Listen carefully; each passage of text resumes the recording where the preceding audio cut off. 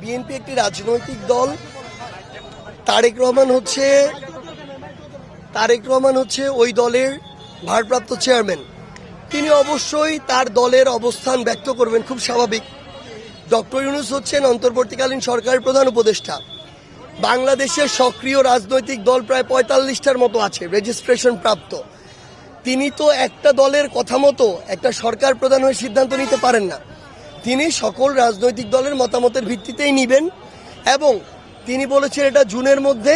আমরা আমাদের জায়গা থেকে জাতীয় নাগরিক পার্টি এনসিপির পক্ষ থেকে বলতে চাই, ডক্টর ইউনূস এবং অন্তর্বর্তীকালীন সরকার যদি মনে করে যে একটা সুষ্ঠু এবং স্বচ্ছ নির্বাচনের জন্য জুন পর্যন্ত সময় প্রয়োজন, ইভেন যদি তিনি মনে করেন যে না আরও ১-২ মাস আগে এপ্রিল মেতেও করা সম্ভব, আমরা আমাদের জায়গা থেকে মনে করি যারা বাংলাদেশের বর্তমানে রাজনৈতিক দল মনে করে যে এই অভ্যুত্থান পরবর্তী